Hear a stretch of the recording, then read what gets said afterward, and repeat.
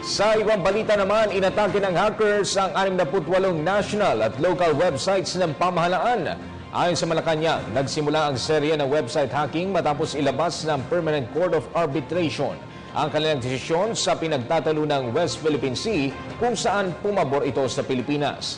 Kabilang sa mga nahack ay ang website ng Department of National Defense, Bangko Sentral ng Pilipinas, Presidential Management Staff, Department of Foreign Affairs, Department of Interior and Local Government o DILG, MMDA at NDRRMC.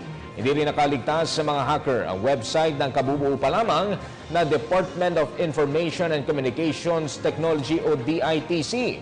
Hindi pa malinaw sa ngayon kung mula sa partido ng China nagmula ang naturang mga pag-atake.